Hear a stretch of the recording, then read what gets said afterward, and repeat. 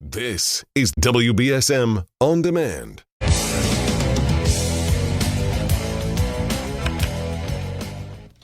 Good morning. Good morning.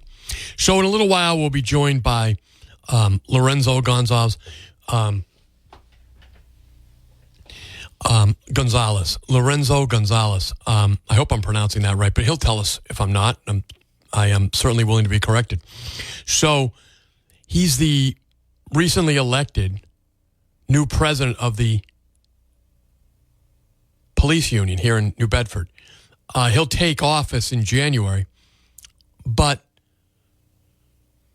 you know, I love having the police union in here, fire union. Really, I'll have any of the unions that want to come in. I'll certainly have them in here. The particularly people who put their lives on the line, right? Police, firefighters, EMS. They do tremendous work in there. Takes a special kind of person, right? Takes a special kind of person. So last night, the New Bedford City Council put forward a home rule petition for LeVar Gilbert. A lot of you have called in and asked, how's LeVar doing? And he was shot in the face, right? He's doing a lot better than you would think, really. Now, I say that because I know a lot of guys that know him very well. I don't personally know LeVar, but I respect him because he took a bullet in the face, right? And he's carrying on. He was there last night at the meeting.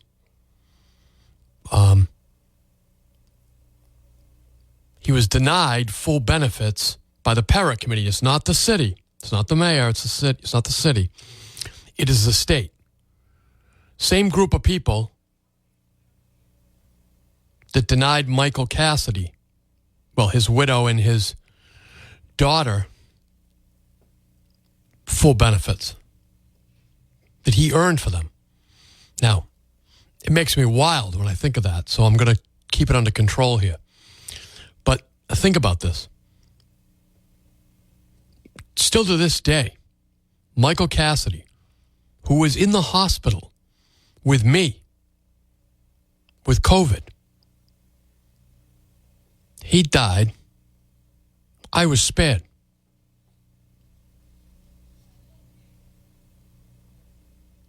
His wife, his widow, and his daughter have never collected the full benefits, even though the federal government has recognized that he died in the line of duty. The city agrees with that. But you get some bean counter up in Boston, probably worried more about his own pension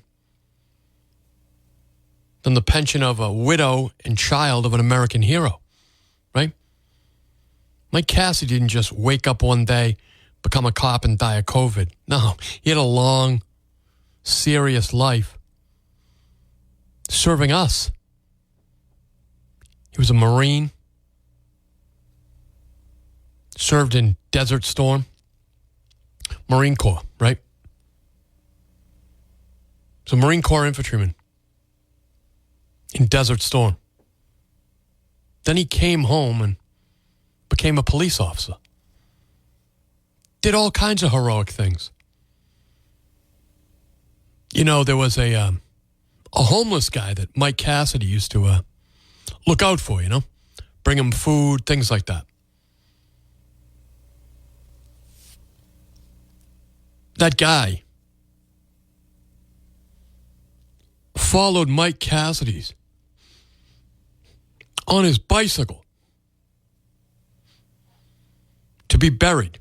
He followed the hearse, riding his bicycle, to pay his respect.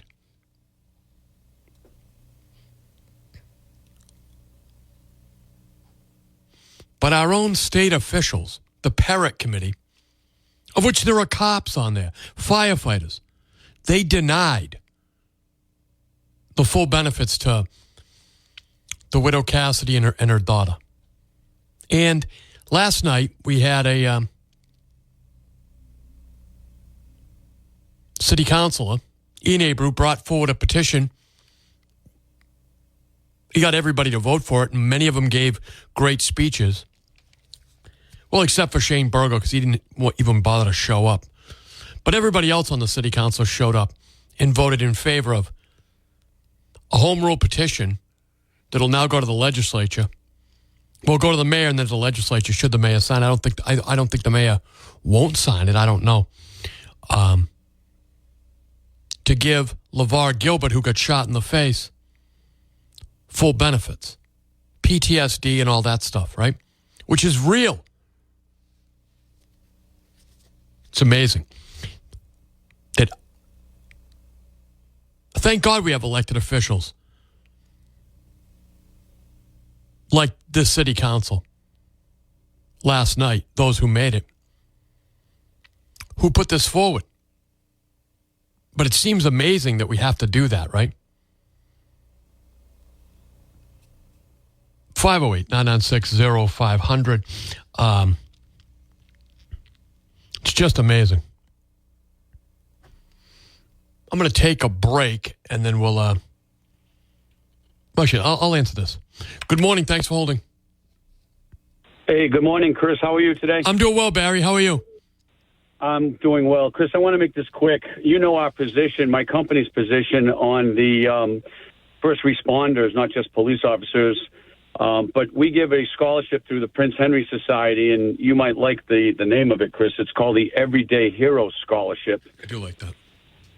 You know that's our position, Chris. And I feel bad, and I understand that these counselors, and I'm going to go out on a limb here, Chris. I'm going to call them legacy counselors. Legacy counselor like Naomi Carney, a legacy counselor like Brian Gomes, a legacy counselor like Ian Abreu.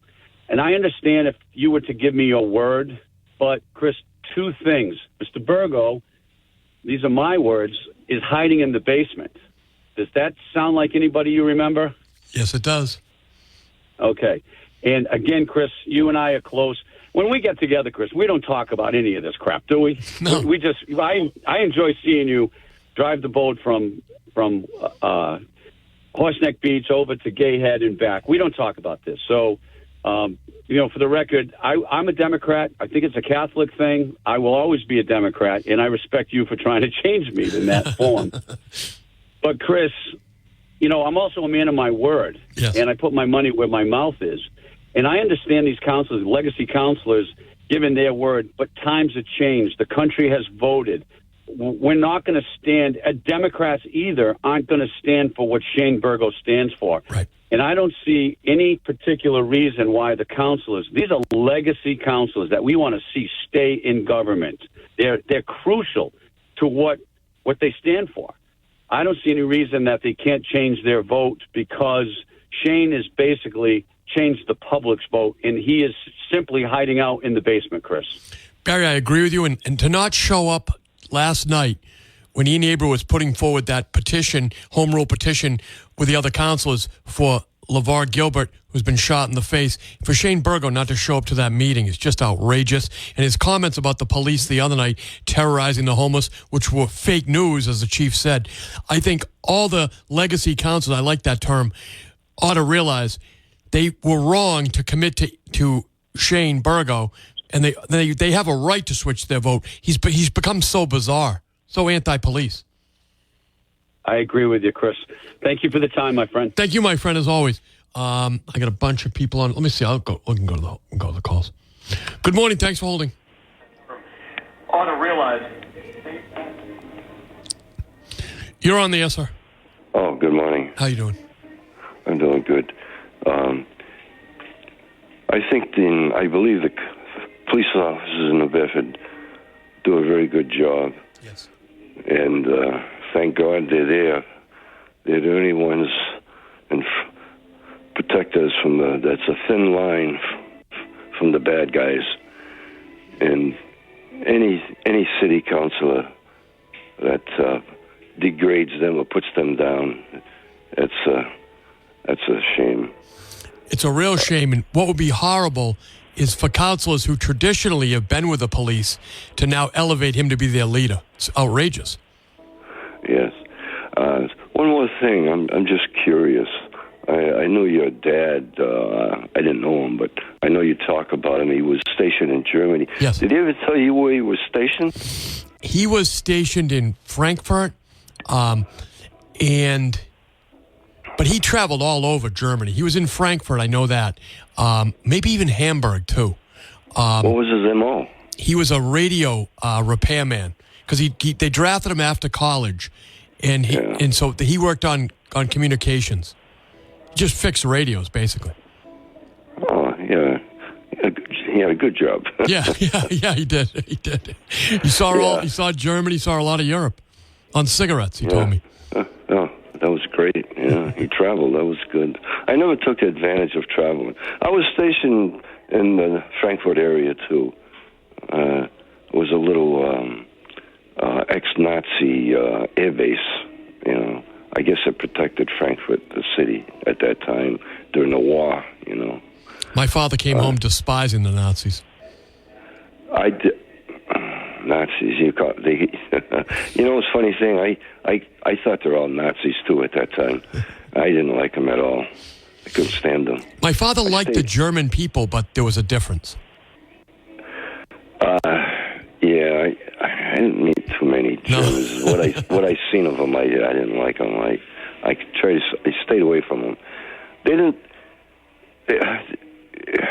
They pretended they liked us there because we protected them from the Russians. Yes.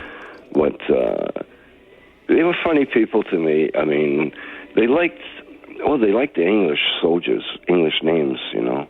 But any other people, they didn't. You could tell they didn't like. They were kind of suspicious, especially me, my name, you know. Oh, my dad learned to speak German over there. He came home with a lot of 9mm films. I think that's what it was, 9mm. You know, we used to show them on a projector in the living room. The beer gardens and all of that, and the castles. Yeah. It was really a beautiful country. Yeah. Are you Irish descent? Yeah, from way back. Oh, they like the Irish people. Oh, my dad actually. We have letters that my dad used to write back and forth with some of the German people he became friendly with over there. Yeah, they were particular who they liked. They liked the English, they liked the Irish. Maybe for some reason, I don't know, maybe because whatever. Not the Portuguese? We didn't have any. I had one Portuguese guy, believe it or not, he was from Forever. His name was Pachico. They didn't like the certain names like, you know, Polish or especially Jewish or French. You could tell they didn't like us too much.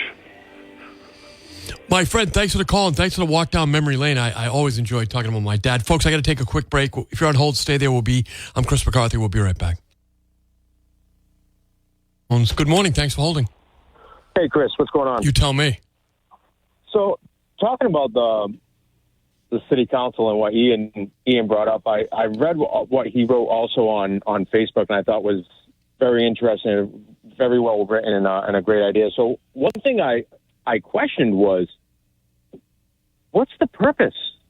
So, the purpose of this home rule petition is because the state has a rule up in Boston that refuses to address PTSD.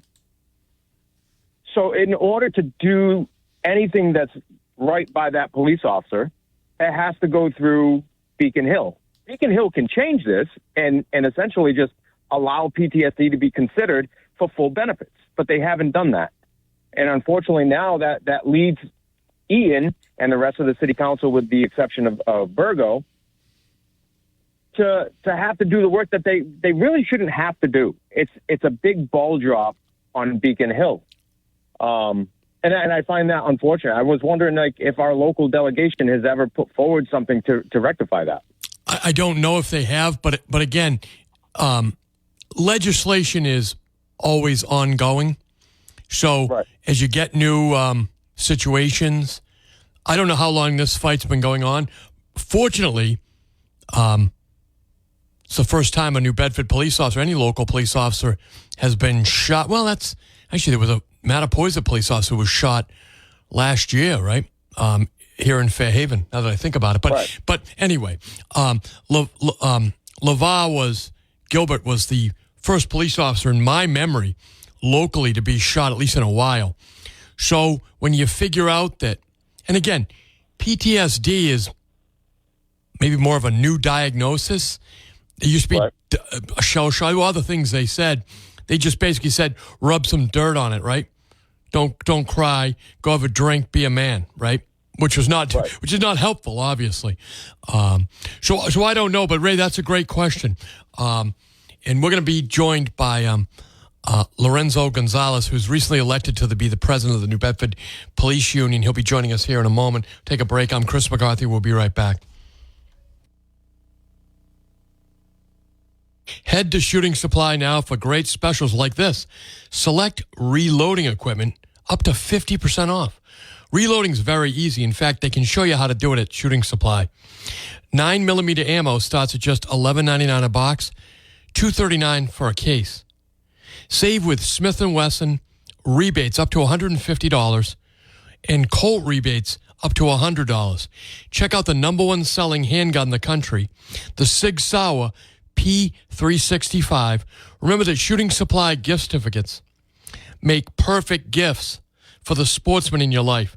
You don't need a gift. You don't need an FID card or a license to carry to go to Shooting Supply and buy a gift card, okay?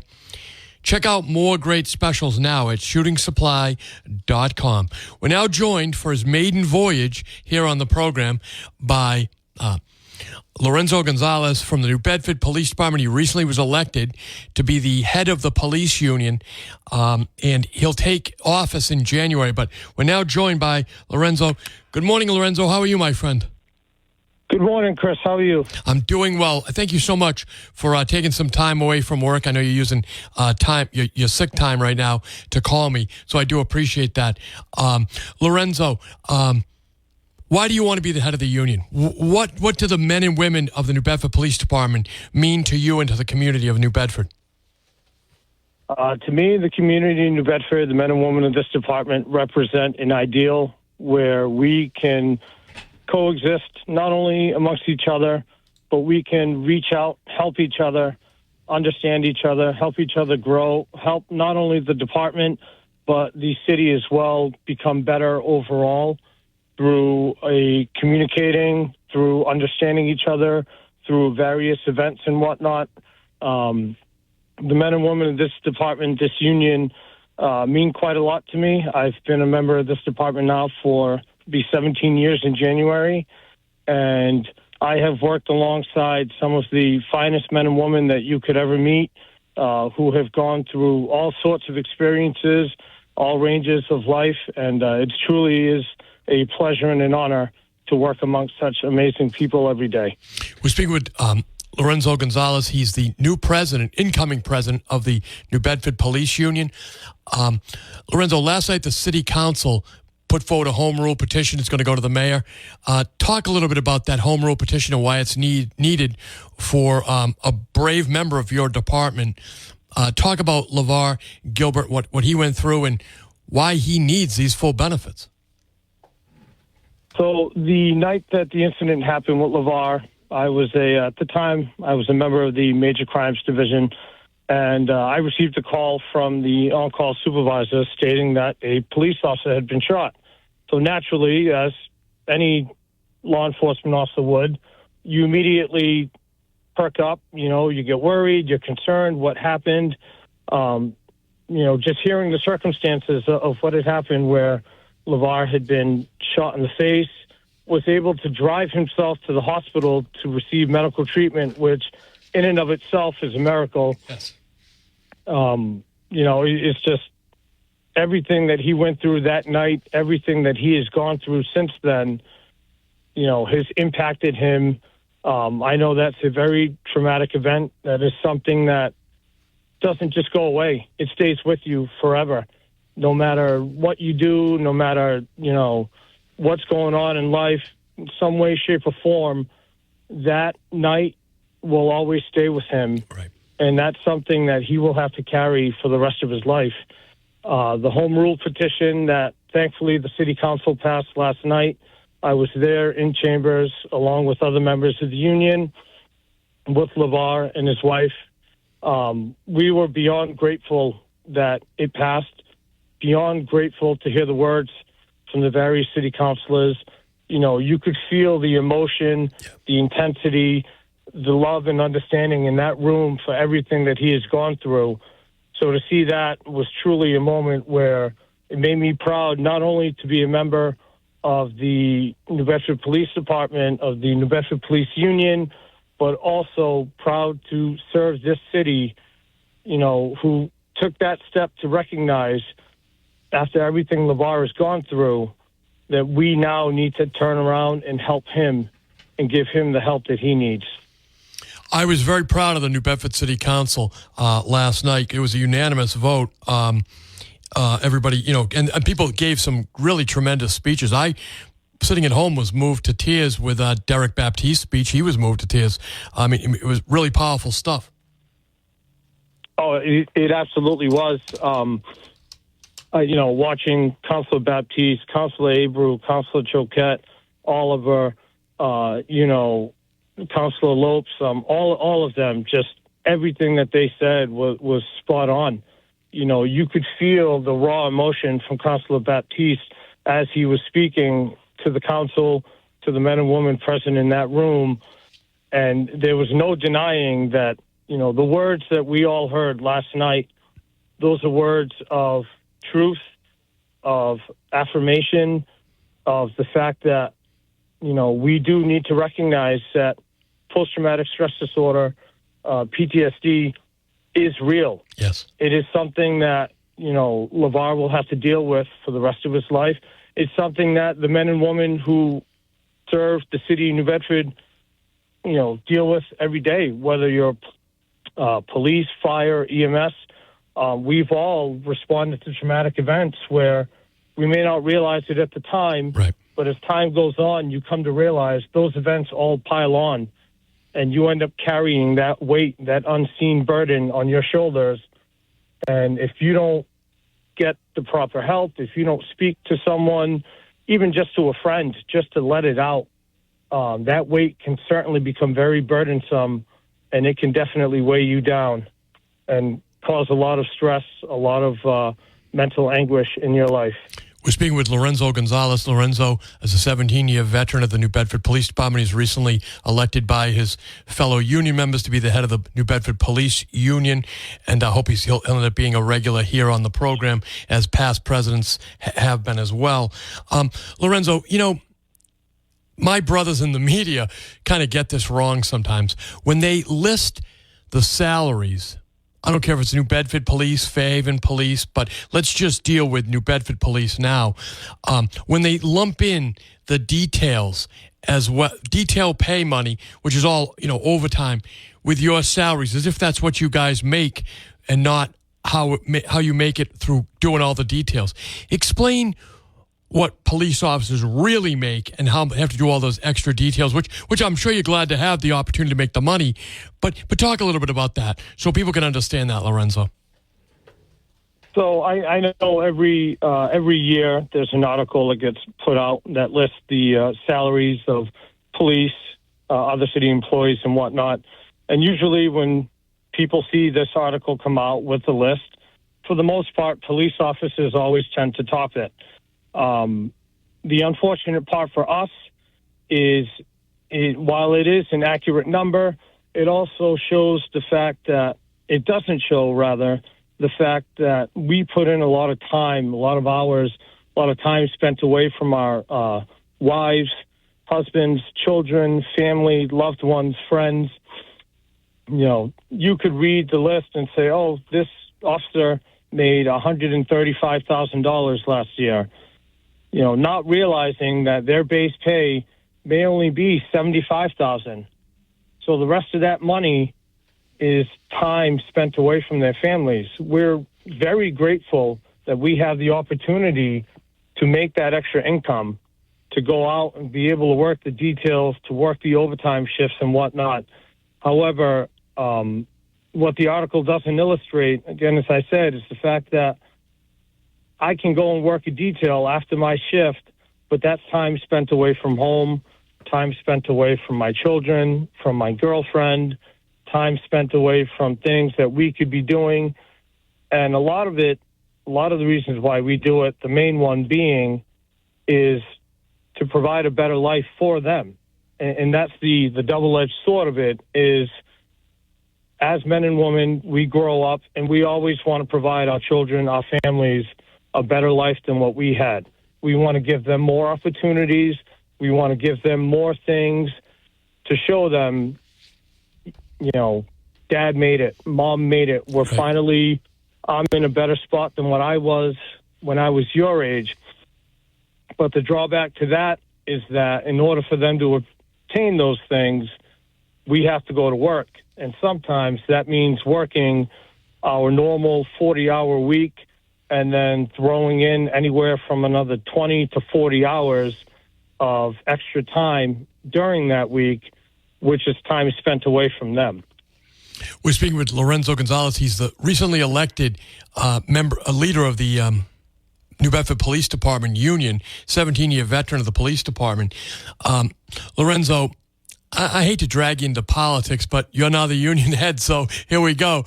The New Bedford City Council is going to vote for a new leader, president, coming up, and rumor is that Shane Burgo seems to have a lot of the votes of the legacy councilors, people like Ian Abreu and Brian Gomes, Naomi Carney. Do you think that Shane Burgo is the right leader for this time to lead the New Bedford City Council from a police officer's perspective? From my perspective, knowing Mr. Burgo's political ideologies, I personally don't believe so.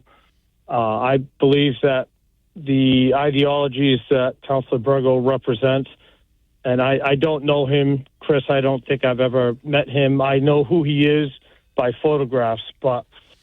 Well, he wasn't there last night. What does that say, right? He wasn't there last night. Yeah, no, I was a little surprised by that, to be honest. I thought all of the councilors would have been present, but, it's the ideologies that Councilor Burgo represents, as we've seen in this last national election. We've seen in the fact that New Bedford had a much higher turnout, conservatively speaking, red versus blue, so to speak. Those ideologies are not what people want at this time. Right. People are concerned with the price of food, the price of utilities, property taxes, things like that, things that impact them on an everyday basis. And some of the ideologies that Councilor Burgo represents, I don't believe they fall in line with the majority of the voting public in the city of New Bedford. Speaking with Lorenzo Gonzalez, he's a 17-year veteran of the New Bedford Police Department. He's just taking over as the president of the union. We have a great relationship with the police here at this radio station, and so I hope that Lorenzo will be a regular guest here. He has to use his time off to come on because you don't want to be double dip, but we appreciate you coming in, Lorenzo. So what do you think is going to be in store for the union next year as you come into? What are the big things you think the union is going to have to confront in the city of New Bedford? So I know for right now, for next year, one of the things that we are focused on is trying to obtain a contract with the city to settle on that so that we're no longer behind again. I know one of the other things that we're also going to have to deal with is the potential impact of the train coming into the city, which is a positive thing. It will increase property values. It will bring more, hopefully bring more business and more commerce into the city. But as we know, along with all of that, it can also have the ability to bring in some of the bad, which is something that the men and women of the union will have to deal with, call-wise and things like that. And hopefully, for me, my goal is to better the union overall, to better the relationship between the men and women of this union, and the men and women and the people in the city of New Bedford, so that they understand we're human beings just like them. We wake up, we go to work, we take care of our kids, we stay home, sick with them. Just because we wear a uniform with a badge doesn't make us any different than them. I know that as police officers, we're held to a higher standard, but at the same time, we are human beings, just as anyone. We do make mistakes from time to time. The goal is to show the public that underneath the uniform, there is a man, there is a woman, there is someone who has a family, someone who is trying to provide, someone who is trying to care for others.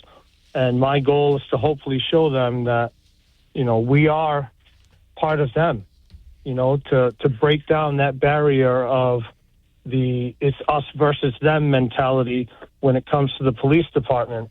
My goal would be to hopefully extend out that olive branch, so to speak, and to show the public, listen, we're here for you, and we also depend on you at the same time. We're speaking with Lorenzo Gonzalez. He's the new head of the New Bedford Police Union, 17-year veteran of the department. You've had a lot of cuts to the police department in terms of detectives, the crime scene, community policing. Talk a little bit about that, if you can. So I know when I had first started, the department was close to 300 officers. I believe the highest we got was approximately 286. At that time, we had fully staffed major crimes units with, fully staffed narcotics units, juvenile units, canine units, traffic units. Unfortunately, because of the cutbacks, whether it's retirements or other officers leaving to go to other departments, we have had a reduction in numbers, and that has resulted in those specialized units being depleted in order to maintain certain levels for uniform patrol.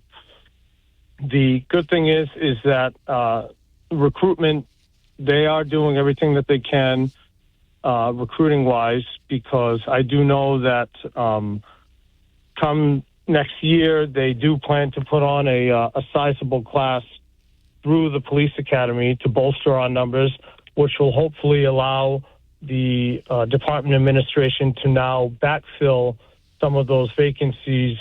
I mean, these are positions that are hugely important for the city. The men and women in these specialized units, they put in a lot of work, a lot of time, a lot of effort. Same thing as the men and women in the uniform patrol division. A lot of time, a lot of effort and work goes in. And this work doesn't go unnoticed by myself, by others within the department, sergeants, lieutenants, captains. It's something that, we need to see happen. We need canine officers out here to assist us at times. We need more detectives. We need more uniform patrol. A higher presence in police isn't a bad thing. The more officers that we have, the more that not only we're able to go out, patrol the streets, but again, we're also able to interact with the public on a more positive basis and give them that one-on-one time where we can show them, hey, here we are, we're here to help you. What can we do for you? Lorenzo, I want to thank you for coming in. I want to wish you and your family a wonderful Christmas, and I appreciate you making time for us here this morning, and we'll get you in the studio coming up. Again, thank you so much, Lorenzo, for joining us, and congratulations on being elected the president of the New Bedford Police Union. Chris, I appreciate you having me on. Thank you very much. I wish you and yours a very Merry Christmas as well, and also to everyone listening, I thank you all. And I look forward to coming on in the future. Thank you. That's Lorenzo Gonzalez. Again, as I said, 17-year veteran of the police department, just elevated to the top job at the union. It's nice to get recognized by your peers, right? Or maybe everyone took a step back and Lorenzo was just standing there. I don't know. I wasn't in the room. But it's a tough... Look, they're all alpha males, right? Alpha personalities. They're not all males, but alpha personalities. It's hard to be the boss of a union full of police and fire. Anyway, but I do congratulate him, and I do wish him well. We'll have him back because we want to know what's happening with the police, just like we have the chief in. We want to hear from the union, too. I want you to rediscover South Dartmouth's heritage grain and hardware store at M&M Hay and Feed, formerly Marvin Grain. M&M continues to offer that mom-and-pop shop experience. From hard-to-find brand-name pet foods, you can buy grain by the pound there, which is unique. A lot of places won't sell it to you that way. But M&M Hay and Feed will sell you grain by the pound. Or if you just want hardware stuff, right? Nuts and bolts. They've got it all there. Just come in, see Michelle, Mark, Michael, and Gary. They can help. They still have hay, straw, screen repair, and yes, they have hens that lay, meat chickens, and turkeys. So if you want to get going in the farm business, the home business, right? Want to get some chickens for eggs, chickens for eating, some turkeys, head down to M&M Hay and Feed. Really, it's not an internet store. You walk in, you say hello, they got real people working there, real chickens, real turkeys, and they're located right at 31 Cove Road in Dartmouth. They're an authorized grain dealer. They sell Poolin Grain, authorized Poolin Grain dealer. I'm Chris McCarthy. Stick around. We'll be right back. They got me for possession of something that was gone.